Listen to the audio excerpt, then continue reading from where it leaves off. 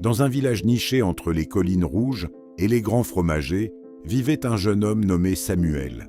Il n'était ni le plus riche, ni le plus influent, mais il possédait un cœur rare, un cœur capable d'aimer profondément et sans compter.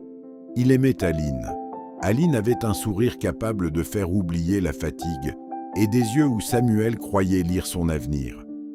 Ils avaient grandi ensemble, partagé les rires de l'enfance et les secrets de l'adolescence. Lorsqu'ils se déclarèrent leur amour, tout le village semblait sourire avec eux.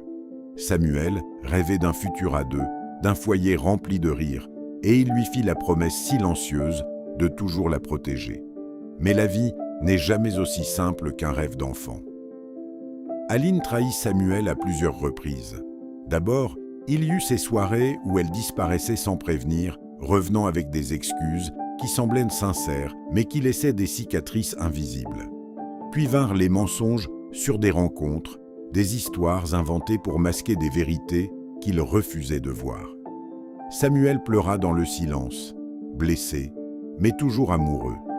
Il pardonnait chaque fois, convaincu que l'amour pouvait réparer les erreurs.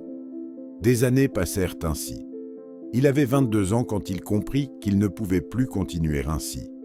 Ce n'était ni la colère ni la haine qui le forçaient à décider, mais un sentiment plus profond, l'épuisement d'un cœur trop généreux.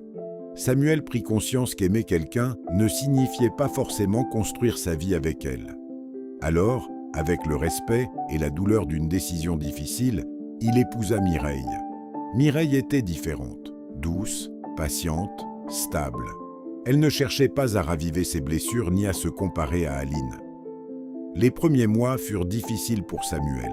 Chaque sourire de Mireille lui rappelait ce qu'il avait perdu. Il se sentait coupable de ne pas l'aimer encore comme il avait aimé Aline. Il lui disait souvent qu'il avait besoin de temps. Mireille, silencieuse, l'aimait avec une patience infinie, lui laissant l'espace pour guérir. Pendant ce temps, Aline réalisa trop tard la valeur de Samuel. L'homme qui l'avait aimé malgré tout avait choisi un autre chemin. Elle fut envahie par le regret et la jalousie. Ses nuits devinrent longues, solitaires, hantées par les souvenirs.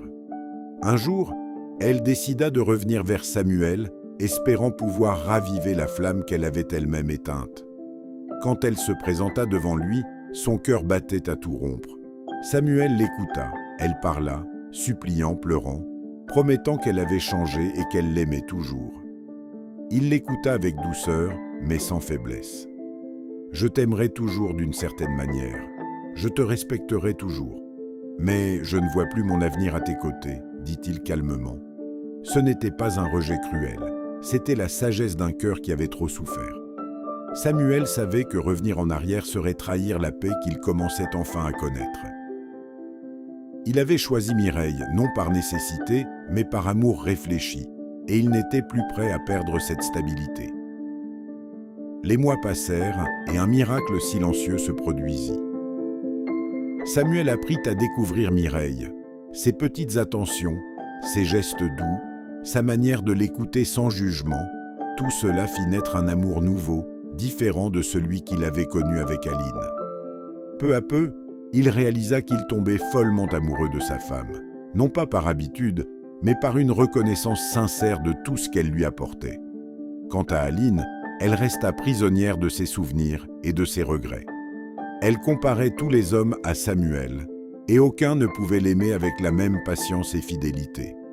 Son cœur resta enfermé dans le passé, incapable de trouver la paix ou un nouvel amour. Samuel et Mireille vécurent heureux, non pas dans la perfection, mais dans l'acceptation mutuelle, le respect et un amour qui grandissait chaque jour. Et Samuel comprit que, parfois, aimer, ce n'est pas seulement pardonner, mais savoir avancer.